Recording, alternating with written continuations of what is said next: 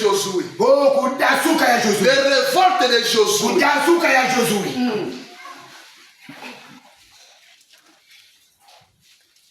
Excusez-moi.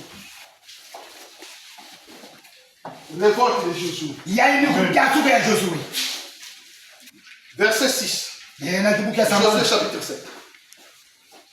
Josué déchira ses vêtements et se prosterna jusqu'au soir le visage contre terre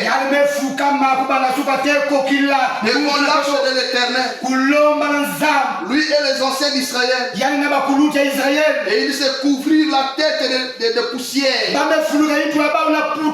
Écoutez la prière de Josué. Josué dit: Ah Seigneur éternel, pourquoi as-tu fait passer le Jourdain à ce peuple pour nous livrer entre les mains des Amoréens et nous faire périr? Oh, si nous eussions su rester de l'autre côté du Jourdain. Amen. On est venu informer Josué. Josué, la guerre s'est mal tournée là-bas. On a tué. On a tué qui? On a tué 16 personnes. Josué dit non. Ça ne peut pas. Ça ne peut pas. On ne peut pas tuer. Alléluia. Amen. Vous voyez? Est-ce que vous voyez ça? Je vais te faire comprendre. Amen. Josué a dit: on ne peut pas tuer. C'est comme si dans la tête de Josué, selon la promesse que Dieu lui avait fait, peu importe l'intensité du combat, personne ne tombera. Tu ne dis pas vraiment amen. Dans une autre théorie et logique, on peut dire: bon, mes frères, c'est normal. Les tombées sont de part et d'autre. Ça, c'est une théorie qui n'est pas concernée dans la parole. Amen. Ça, c'est votre guerre de là-bas. Moi, la guerre ici, Dieu m'a dit: nul ne tiendra. Donc, les contrats que j'ai avec Dieu, je ne sais pas si tu comprends ce que je dis. Amen. On pouvait dire: mais Josué, toi aussi tu es en train de tuer. C'est la guerre. Non. Hein? Amen. Alléluia. Amen. Un vrai chrétien, c'est comme ça qu'il vit. Voilà. Il est en train de faire quelque chose. Comme nous connaissons, beaucoup de gens, ils ne veulent pas faire les affaires au village.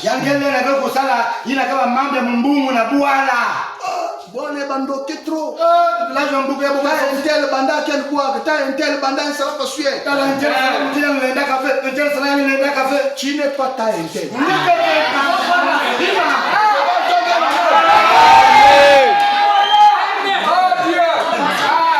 Amen.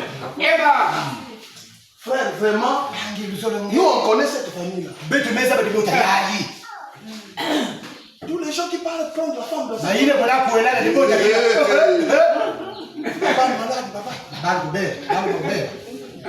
Ce n'est pas ça avec nous. Vous voyez un frère qui aimait la soeur. Dès qu'il entend ça, il ne connaît pas son Dieu. Vraiment, pasteur, je vois que Dieu ne m'a pas convaincu. Dieu ne t'a pas convaincu. Dis que non, j'ai écouté. Dans la famille, il y a des sorciers. C'est pour moi. Frère Branham dit: Josué était un vaillant homme.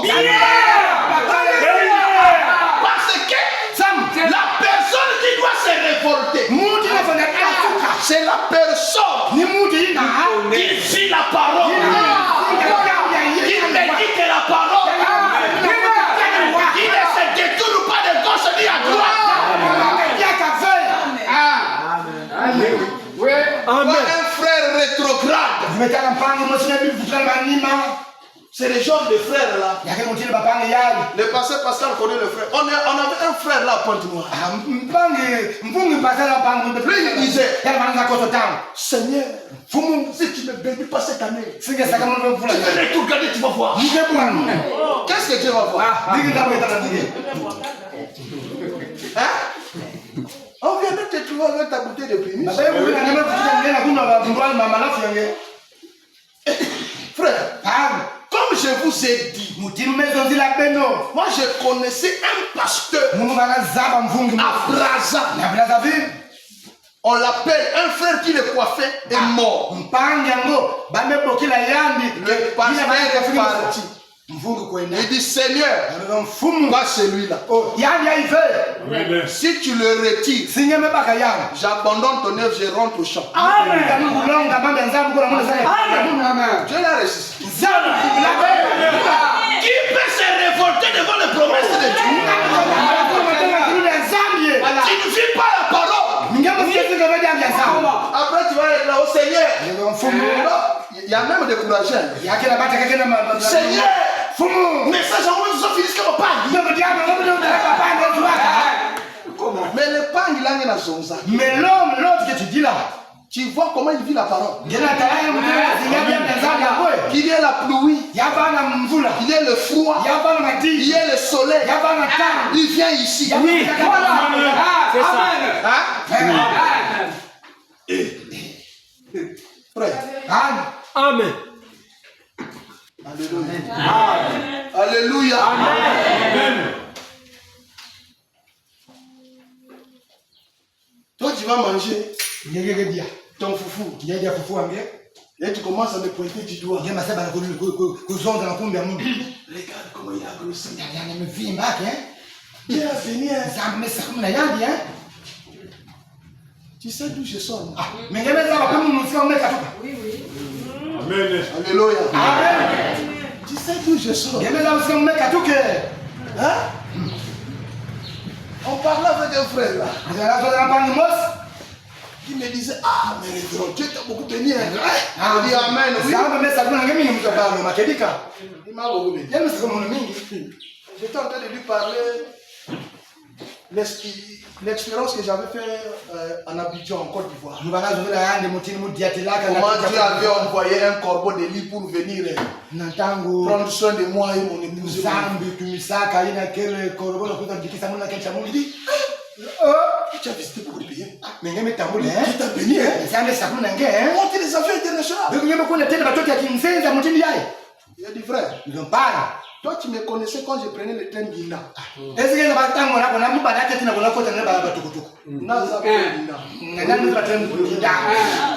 On a monté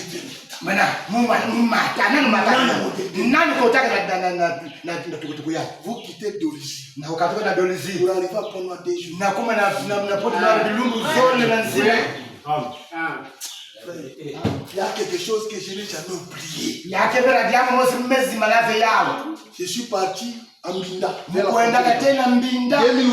2008. Je quitte là-bas, je viens à Mayitoula. Vers Makabana. Je prêche. À la fin.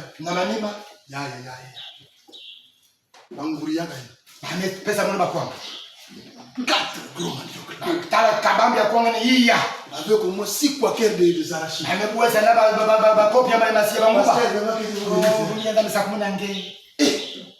Jésus. Je prends